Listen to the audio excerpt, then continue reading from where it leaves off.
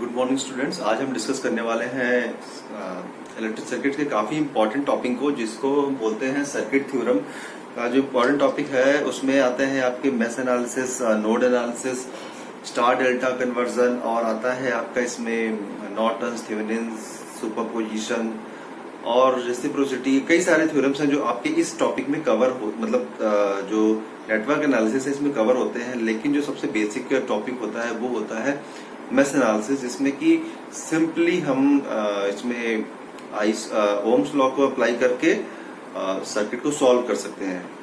Ohm's law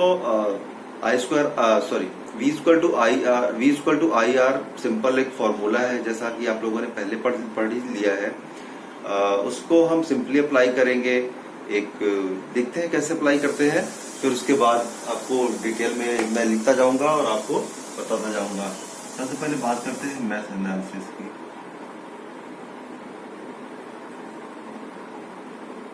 इसकी बात करते हैं तो मेश एनालिसिस, मेश होता क्या है? मेश होता है, अगर हम किसी सर्किट की बात करते हैं, अगर ये कोई सर्किट है,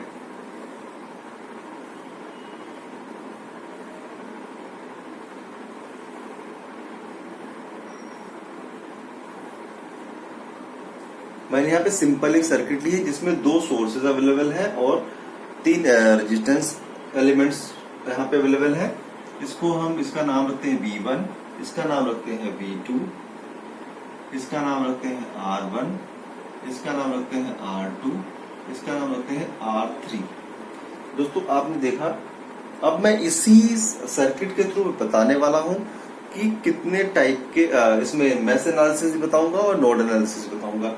जब हम मेश एनालिसिस करते हैं तो सिंपली हम क्या करते हैं, इसमें देखिए पॉजिटिव है, इधर टर्मिनल इधर है, निगेटिव इधर है, पॉजिटिव इधर है, निगेटिव इधर है। तो करंट डायरेक्शन किधर होगा? Depending upon voltage. हो सकता है इसका वोल्टेज इस पॉइंट से कम हो तो ये करंट का डायरेक्शन ऐसा ही होगा। अगर इस पॉइंट का पोटेंशियल इस पॉइंट से ज्यादा होगा तो करंट ऐसे फ्लो करेगी। लेकिन अभी मैं कन्वेंशन मान रहा हूं, करंट की जो डायरेक्शन है वो ऐसे आ रही है और ऐसे आ रही है फिलहाल के लिए। लेकिन अगर आपने गलत कन्वेंशन माना है तो आपका जो रिजल्ट है वो वेरी कर जाएगा। जब हम थ्योरेटिकली क्वेश्चन को सॉल्व करेंगे, प्रैक्टिकली क्वेश्चन को सॉल्व करेंगे, अभी तो थ्योरेटिकली डिस्कस कर रहे हैं। तो हमने माना करंट ऐसे आई, करंट ऐसे आई और करंट ऐसे गई, और ये हमारा ग्राउंड है। नहीं मानते हैं, नहीं शो करते हैं बहुत जगह पे, लेकिन ये जो हम मानते हैं ये ग्राउंडेड होता है। तो मेश एनालिसिस सॉल्व करते वक्त हमें ध्यान देना होता है, और ये आपका एक नोड है। नोड क्या है? वो पॉइंट जहां पे एक से अधिक, या सॉरी दो से अधिक पॉइंट्स जहां पे बनते हैं उसे हम नोड बोलते हैं, और मेश हम इसको बोलते हैं। अब जब हम इसको सॉल्व करेंगे तो सिंपल कैसे सॉल्व करेंगे? First loop, second loop. First loop में क्या है? फर्स्ट लूप में है V से चलते हैं हम हमेशा, V माइनस आई आर। ये भी एक तरह, इसमें जो करंट है, इसमें करंट को हमने I1 ले लिया है, इसमें जो करंट फ्लो कर रही है वो I2 हो रही है, ठीक है। इसमें फ्लो हो रही है I1 प्लस I2, इसमें करंट ऐसे फ्लो कर रही है। तो अब हम इसको सॉल्व करते हुए क्या ध्यान देंगे? यहाँ पे ध्यान देंगे V1 I1 R1 क्या होगा? V1, ये भी I1 वोल्टेज ड्रॉप है। जितने भी वोल्टेज ड्रॉप्स हैं हम लिखते जाएंगे I1 R1। अब यहाँ पे माइनस, यहाँ पे लिख लीजिए पहले R3। अब इन दोनों के करंट का sum I1 plus I2 is equal to 0। क्योंकि ये पॉइंट हम 0 मानते हैं और इस पॉइंट को भी हम 0 मानते हैं, तो हम यहाँ पे जो सम है, अलजेब्रिक सम है, इसको हम 0 ले लेते हैं, ठीक है, जैसा कि हमने केवीएल में पढ़ा था, ठीक है। इसी तरीके से हम इसको ले लेते हैं। अब हम यहां से लेते हैं V2 माइनस माइनस इसलिए कंसीडर करते हैं क्योंकि इस पॉइंट को हम हायर मानते हैं। अब जो भी वोल्टेज ड्रॉप होगा इसी में से सब्ट्रैक्ट होगा और ये सब्ट्रैक्ट करके सारे के सारे वोल्टेज ड्रॉप को हम लिखते जाएंगे, तो उस हिसाब से इसको हम करते हैं। अब देखिए हमने लिया यहाँ पे R2 और लिया I2 इस जगह पे, इसमें जो करंट फ्लो कर रही है I2 कर रही है, हमने पहले लिख दिया है।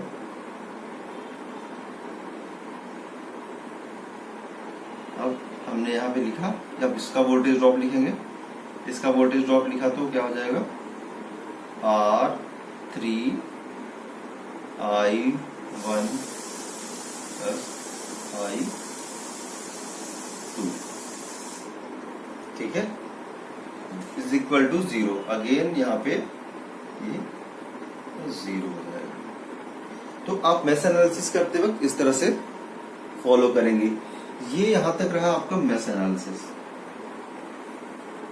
ठीक है। अब हम बात करेंगे बाकी, जब हम थ्योरी जब हम सॉल्व करेंगे न्यूमेरिकल्स तो ज्यादा क्लियर हो जाएगा। फिलहाल अभी हम इसको इसी तरीके से करते हैं। अब हम बात करेंगे नोड एनालिसिस की।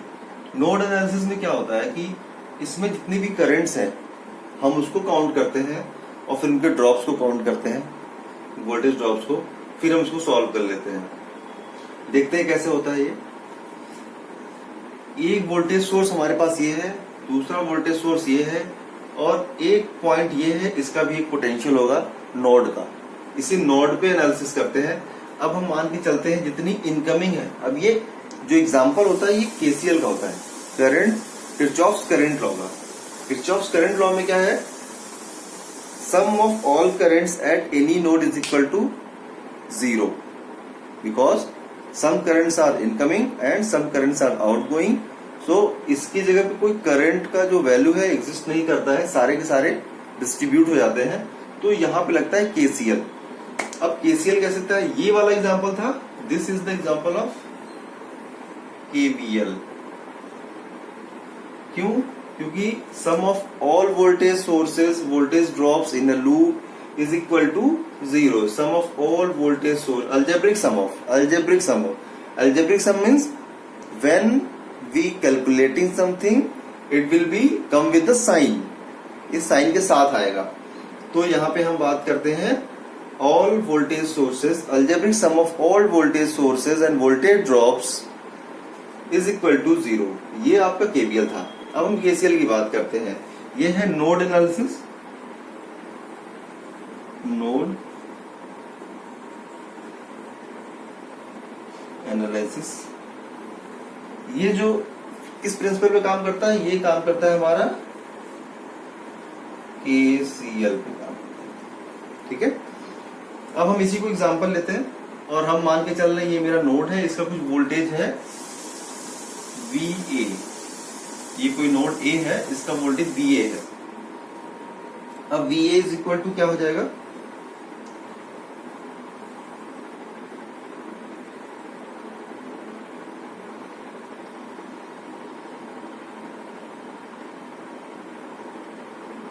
अब इस पॉइंट को हम कैलकुलेट करते हैं।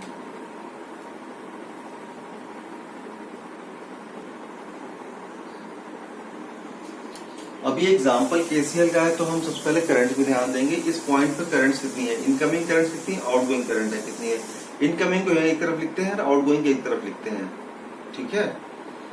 तो यहां पे हम लिखते हैं I1। फॉर कन्वीनियंस, आपकी सुविधा के लिए मैं इसे अभी I3 ले लेता हूं। ये अभी I3 है। अब ये अलग क्वेश्चन है, अब ये क्वेश्चन जो है अब इस वाले के लिए है, ठीक है। अब इसको हम सॉल्व करते वक्त लेंगे I1, इनकमिंग को हम प्लस ले रहे हैं, I1 plus I2 is equal to I3, जो कि इक्विवेलेंट किसके है, I3 is equivalent to I1 plus I2। जैसा कि हमने लिखा हुआ है इसको ऐसे भी लिख सकते हैं, पहले हमने लिखा हुआ था। तो अगर हम इसको इक्वल कर देंगे तो आप सिंपली देख लेंगे केसीएल को फॉलो करता हुआ नजर आएगा। जैसे ही आप I3 को इतना लिखेंगे ये सारा का सारा कैंसिल आउट हो जाएगा और ये 0 हो जाएगा। ठीक है, जैसे ही I3 की वैल्यू आप यहाँ रखेंगे तो ये कैंसिल आउट हो जाएगा। लेकिन अभी हम इसको नहीं करते हैं, अभी हम सिंपली इसको सॉल्व करते हैं। अब हमारे पास I की वैल्यू कहाँ से आएगी, हमें वही तो निकालनी है। तो I की वैल्यू हमारे पास आएगी, I की वैल्यू हमारे पास कैसे आएगी, इसका वोल्टेज इस पॉइंट से इस पॉइंट पहुंचने में जो वोल्टेज ड्रॉप है उस वोल्टेज ड्रॉप को हम निकालेंगे। इस पॉइंट से इस पॉइंट तक पहुंचने में इस रेजिस्टेंस के द्वारा इस पॉइंट से इस पॉइंट तक करंट को पहुंचने में जो वोल्टेज ड्रॉप आएगा इस रेजिस्टेंस के द्वारा वो मुझे निकालना है। तो उसके लिए निकालने के लिए क्या करेंगे हम, उसको निकालने के लिए हम सिंपली क्या करेंगे, V हमें पता तो है नहीं तो उसे कैसे निकालेंगे,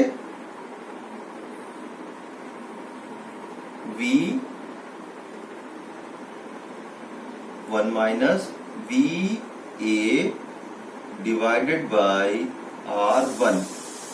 ठीक है, अब ये इन दोनों का डिफरेंस और R1, ठीक, प्लस इसका अभी हमने इसको हायर मान रखा था, this is our higher voltage, तो हम इसे मानते हैं V2 minus VA divided by R2। ठीक है, अब इन दोनों का डिफरेंस सिमिलरली जैसे हमने इधर किया था।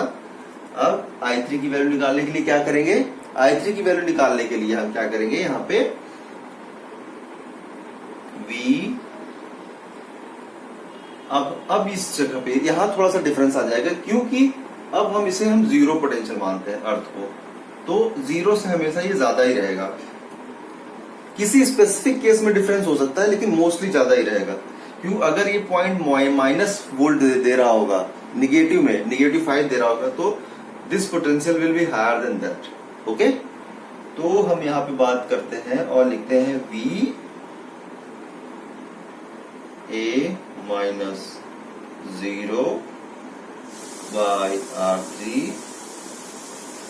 अब इनकी जो भी वैल्यूज हैं इसको पुट कर दीजिए और आपका जो ये मेश नोड एनालिसिस है आपका सॉल्व हो जाएगा। अगर आपको कोई इसमें डाउट है तो आप नीचे कमेंट बॉक्स में लिख करके पूछ सकते हैं क्वेश्चंस, और आपके पास और डिफरेंट मेथड्स है मुझसे बात कम्युनिकेट करने के।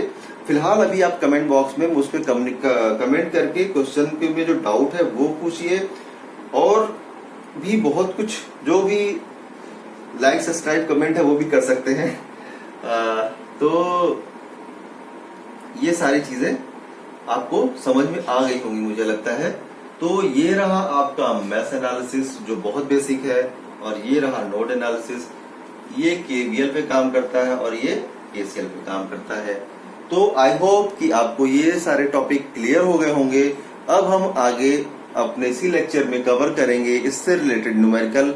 पहले हम मेश एनालिसिस का न्यूमेरिकल्स लेंगे जिसे हम केवीएल पे के थ्रू सॉल्व करेंगे, फिर हम नोड एनालिसिस को लेंगे, फिर फर्दर आगे जो इसी तरीके से जो टॉपिक्स हैं उसको हम कवर करते जाएंगे। तो आप वीडियो पूरा देखिए, अगर वीडियो पूरा नहीं देखेंगे तो आपको समझने में बड़ी प्रॉब्लम होगी, और सारे वीडियो देखिए, एक के बाद एक देखनी पड़ेगी, क्योंकि एक पर्टिकुलर टॉपिक को तो आप समझ जाएंगे लेकिन जो सर्किट थ्योरी का जो पूरा कॉन्सेप्ट है उसको समझने के लिए आपको पूरा वीडियो देखना पड़ेगा। आज के लिए इतना ही। जय हिंद, जय भारत।